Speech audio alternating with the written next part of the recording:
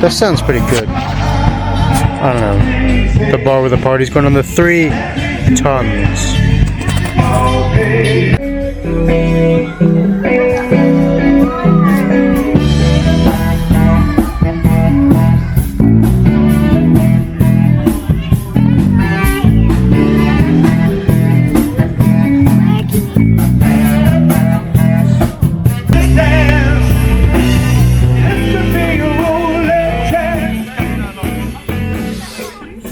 Bore da, good morning.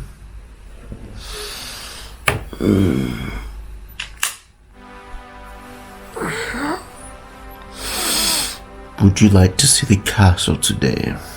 We have not gotten a sunny day yet, so we're going to have to see the castle now. Let's go.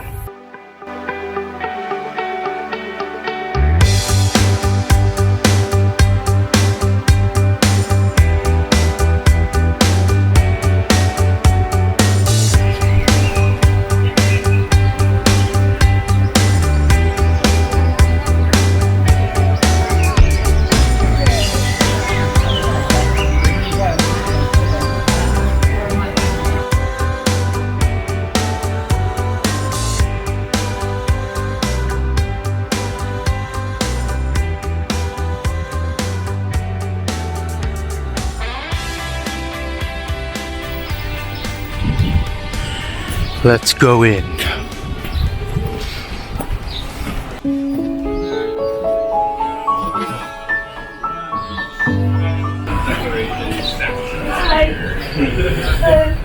Hello.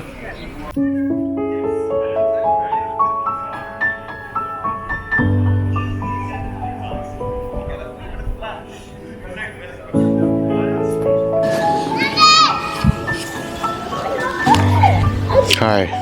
Kids yelling. The initial tower, and this would have been built in the 1170s. Now this is suggested that it could have been helped raised by Brenin Gwilym the Conqueror, William the Conqueror. That's a bit doubtful, but it is possible. And yeah, you can tell that it's old from the stones. They're compressed from that's above it. So this castle was built over the course of 200 years mainly in 3 or 4 different phases. There were back and forth battles in that time, so it wasn't just build a castle at once. And as I'm going to show you, there's a lot of layers to this castle. Even the Tudors later got involved, but that's not as important. Let's go to the Barbican first. That doorway there. And we'll begin to explore.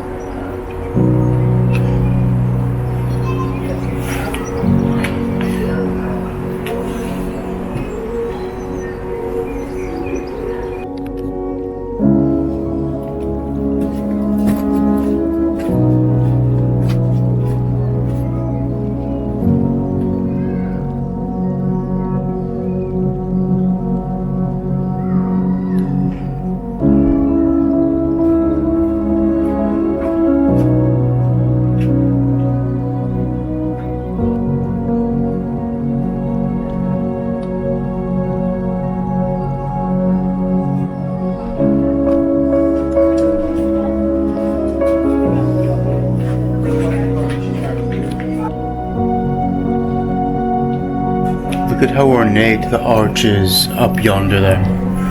If you can see it, I'll zoom in. It's got little carvings. That's very early. Look at this.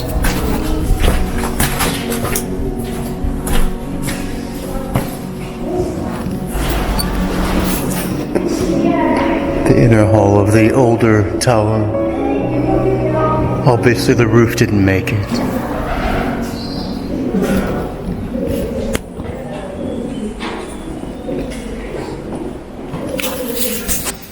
One thing that's obvious here is there's a Carolingian influence, which came across with the Norman invasion. You can see it in these arches here. They're curved at the top, not pointed.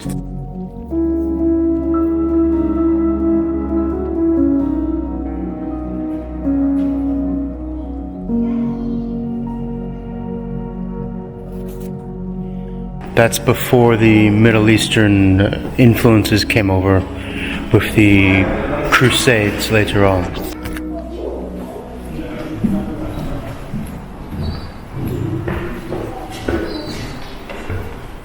Down there is just where I walked through. And up there you can see, up there are some of the ornate flowers bit that I wanted to show you, so you can see them better now.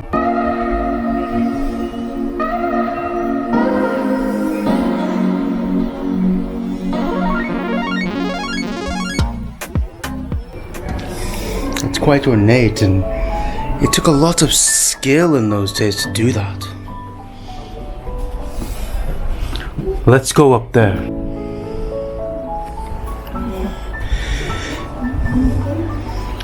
There's the commanding of the river here. That's why they built this. That's why they built the oldest tower here, because this was the point with which to control the flow of the river the best out of the whole castle.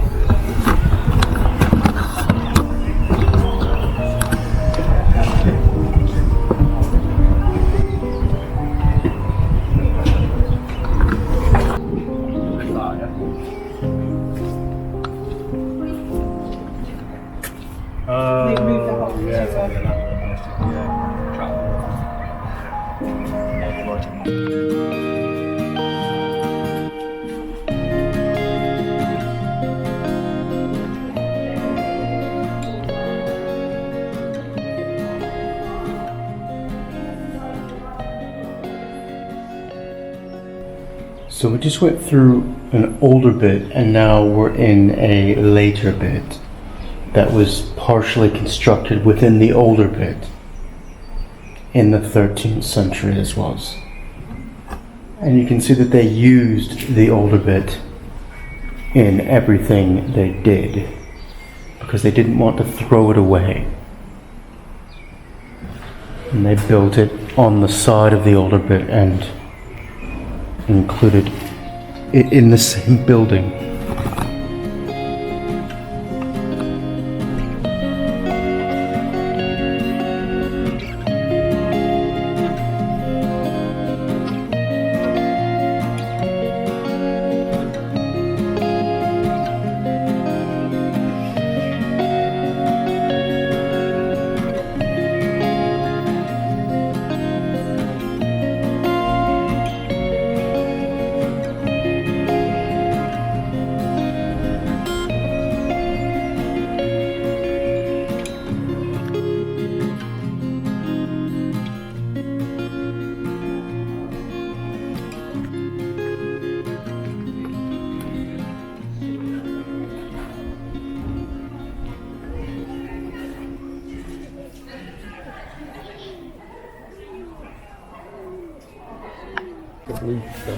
They'll feed it a bit of food for a while, and it practices taking off.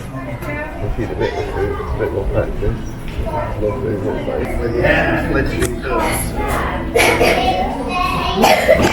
food. It's built right on the river, and this is the kitchen that we're on the edge of. I'll show you more in a minute.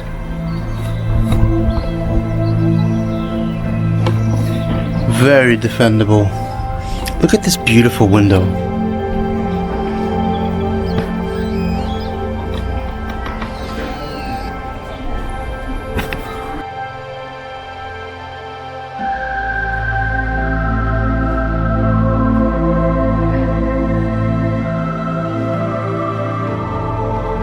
Chimney.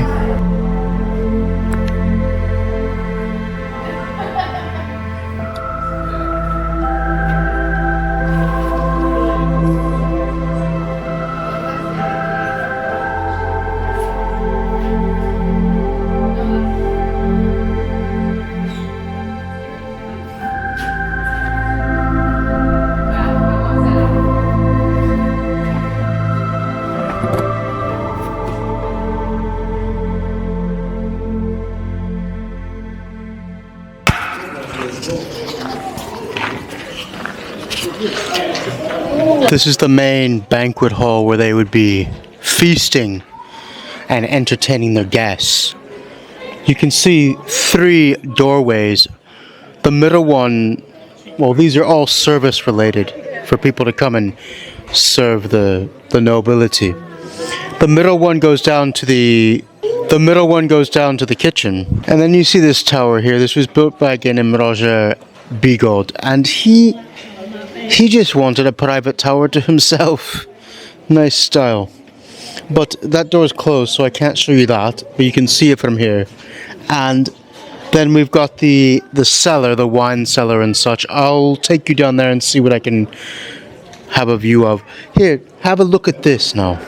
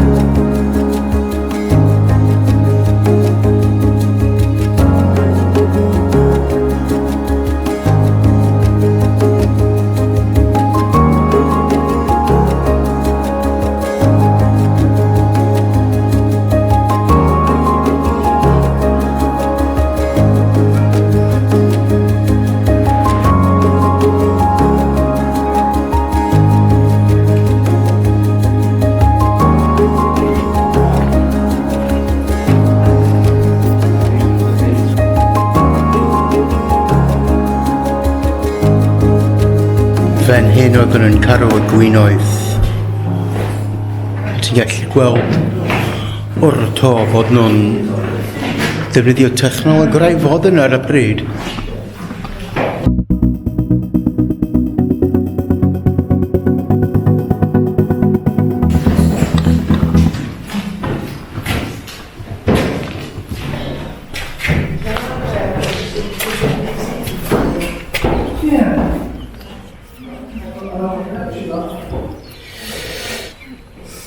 Right.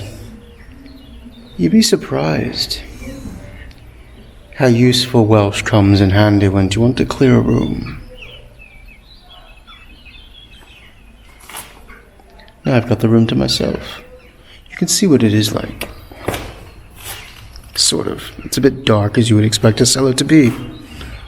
But it's a nice window. Let's go up a bit.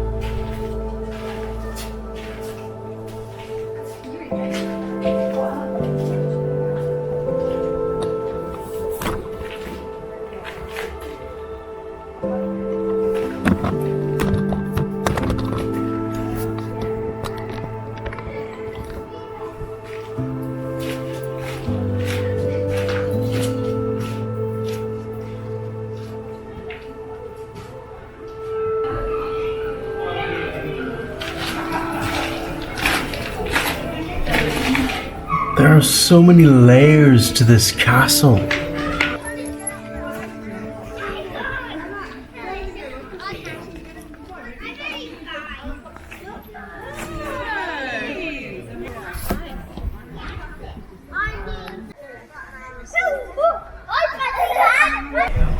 As time went on into the 1200s and such, they decided to make this place significantly bigger because the Welsh were getting much more organized and more effective in taking castles. So they built a bigger hall. It's quite beautiful. I will show you inside in a moment, but check out this time lapse.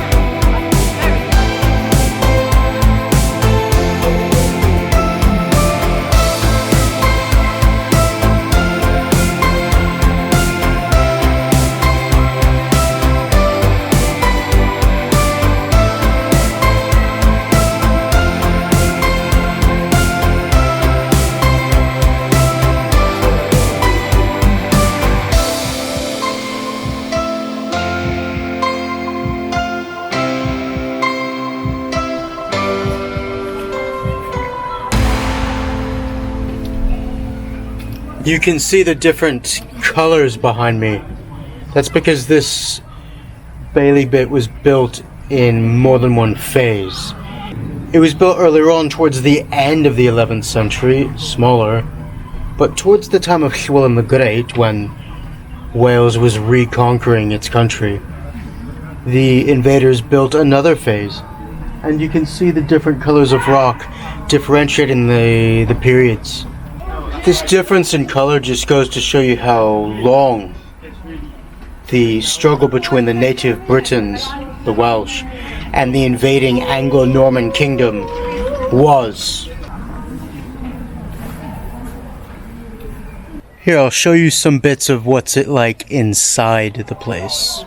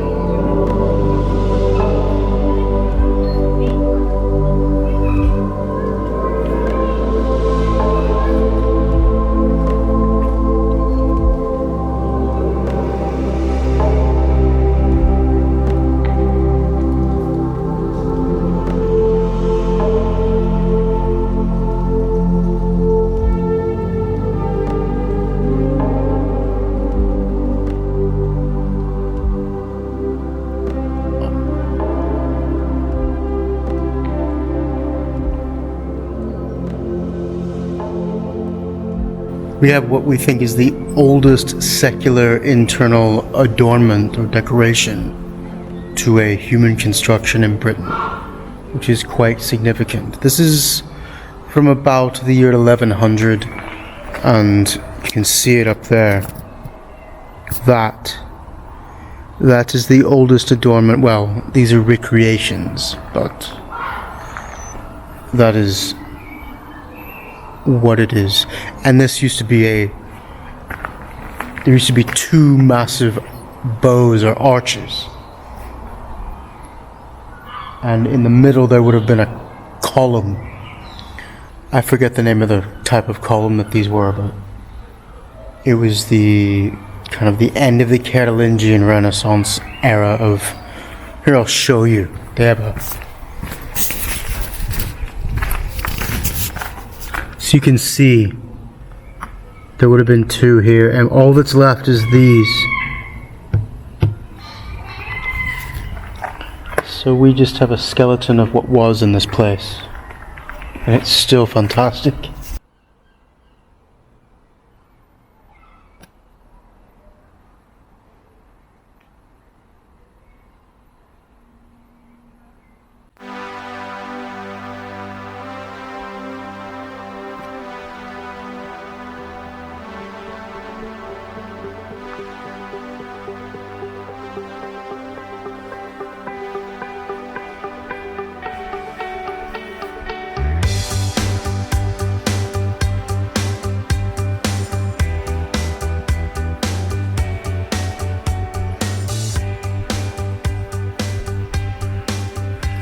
They've shut this part off, but you can still see a lot of it.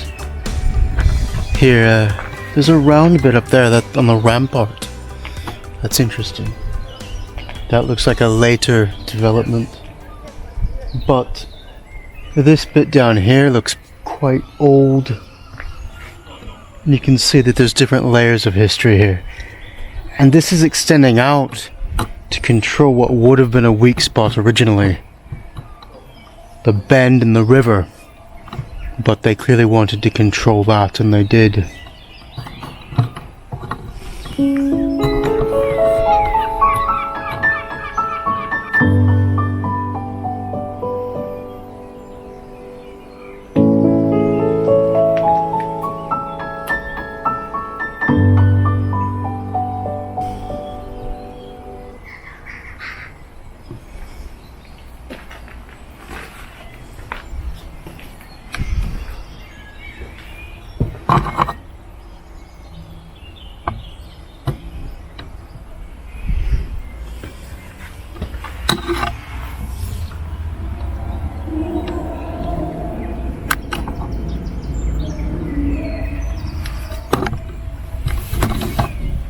They built this place to be able to defend. There's that church over there, the Priordi, what you call in English a priory. And down here, you have Pant y Castell, the low bit under the castle. It's a beautiful place.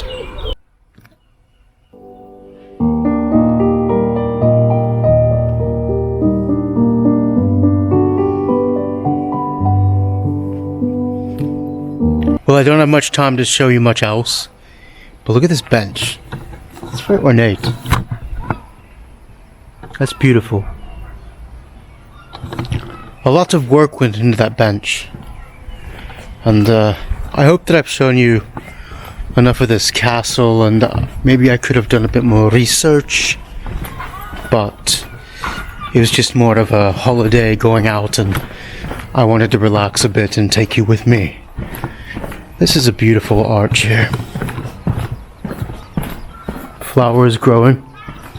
Probably not good for it long term to have plants in it, but it is pretty.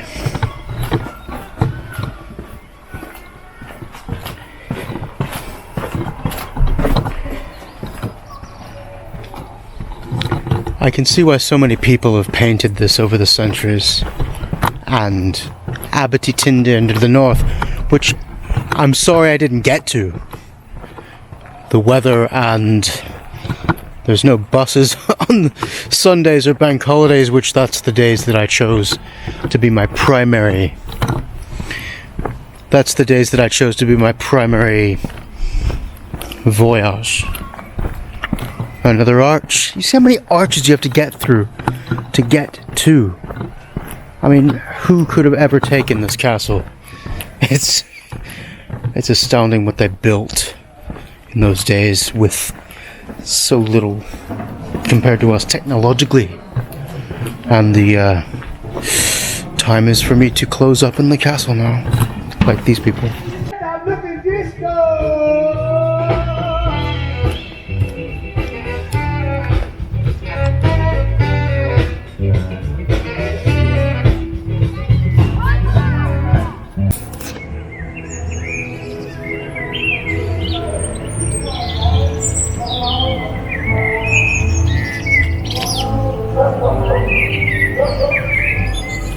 So you can see how high up this is from being down here in Pant y Castell. And you can see how steep and low that gets and how much of a gradient it is up there. So that's what it took in the medieval ages to grow a settlement when you were between two cultures.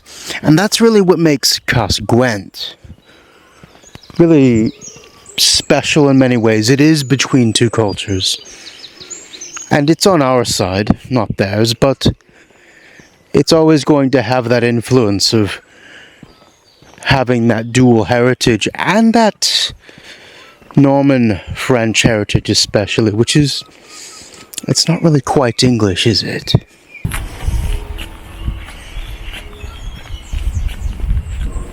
If you're thinking of coming somewhere in the May time, the spring in Wales, this is a good place to do it.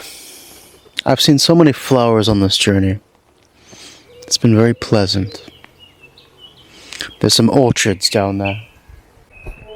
I just wanted to say, I've noticed that there's quite a few blossoms and cherry trees and type crabapple trees in Casgwent that is a bit more noticeable than I'd say most of Wales. It's quite clear that this is a thing here, and it's in bloom and it's very beautiful.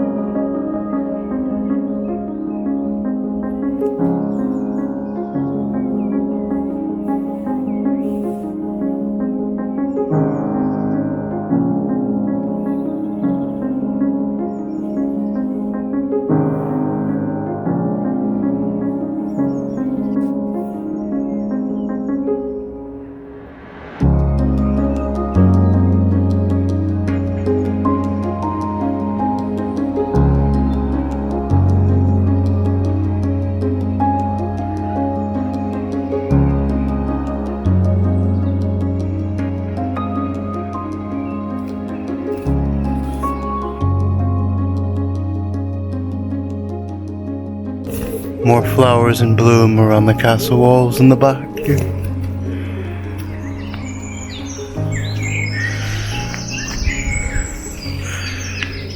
The month of May is quite gentle in Wales. It's not quite what I think of spring, but it is spring here.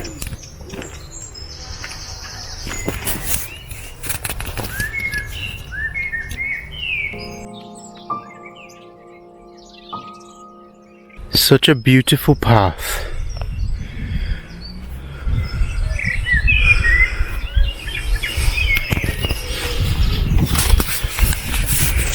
One of the things I love about Wales in general are all the little hidden pathways and small nooks between old walls and such. Hello.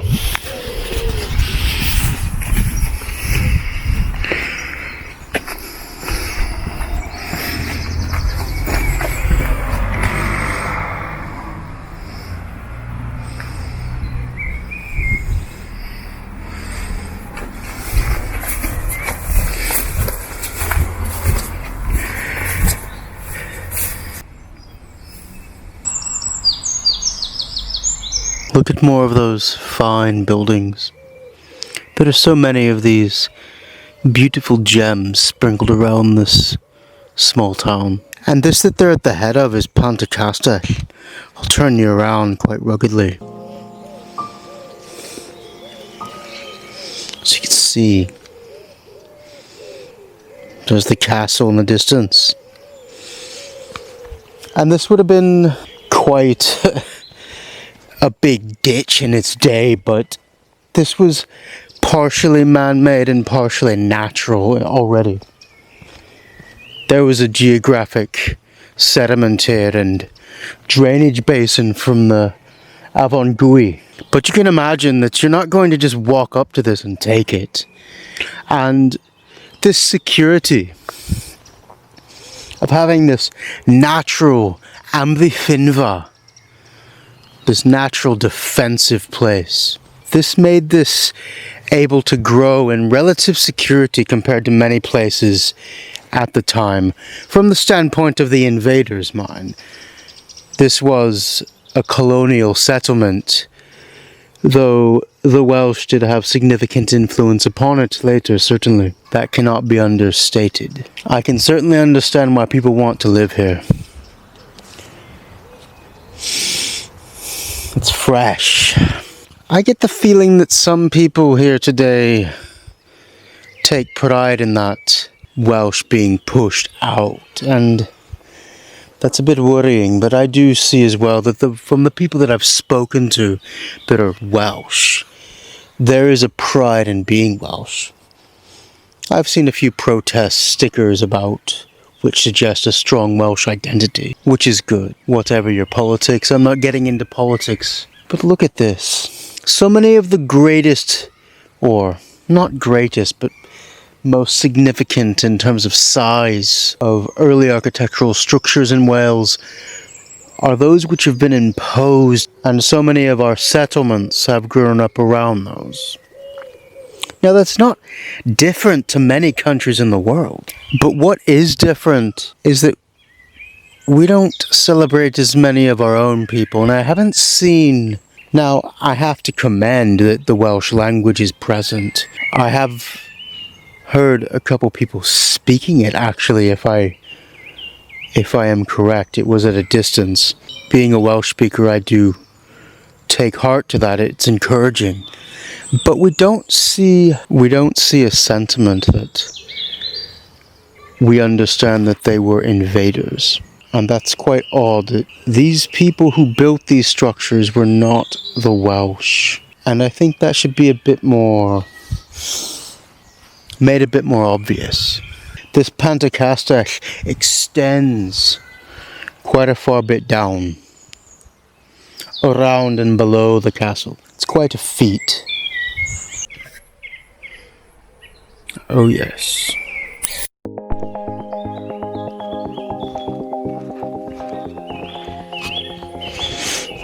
You can see all this small growth blooming here. Let's go.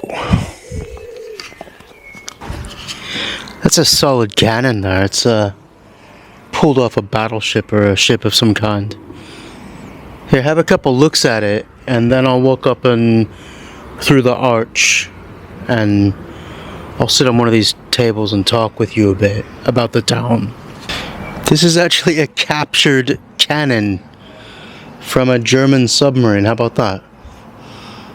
That's cool. To the town of Chepstow, in recognition of the award of the Victoria Cross to able seaman William Charles Williams of this town. That's pretty impressive, actually.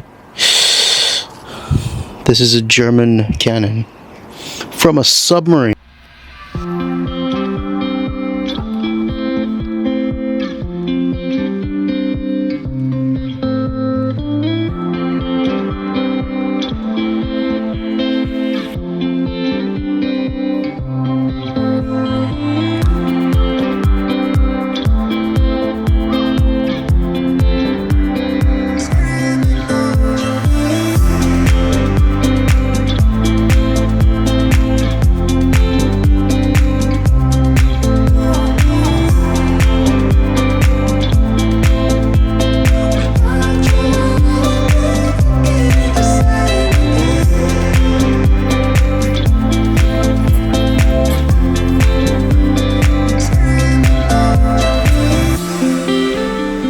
Can you see this medieval arch behind me?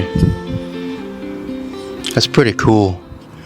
There's a lot of little cool things about Casgwent, and one of the things I did not expect was it is just so small. You can walk everywhere in a few minutes, which is a good advantage. There's not much, but there is a lot there when you look under the surface. There's a lot of history here. The Georgian houses, the little cottages, the layers of history in the castle, the mixture of Norman, French and Welsh, which is a hallmark of this town above many others, frankly, in Wales, and that's saying a lot. A lot has happened here. And I think that it's going to continue to influence Welsh identity as kind of a gateway between Wales and England for centuries to come. I've only had a couple days here, and maybe I'll get some more shots here in a minute, but I hope that you take that from this video. There's a lot good about this town. There is a confliction of identity between that Welsh and English, and trying to assess what that means in a British context. It is obvious just looking at like the school that was built down near the river, which there's been English imposed upon it in a way that's different in many ways from the rest of Wales, because the English that's been imposed here began as French and it evolved into English, and there was a very long-term continuation, and yet this was obviously surrounded by Welsh-speaking areas, and it makes it unique. It makes it very unique. Here, I'll show you the archway behind me in a minute, and let me know what you thought about this town and this video, and maybe you'd like me to see other places in Wales and talk about that. Let me do down in the comments if you'd like me to go to a specific town or place in Wales and explore it for you. Hey, Diolch yn fawr am wylio. Thank you very much for watching. We'll see you in the next episode. Look at that arch.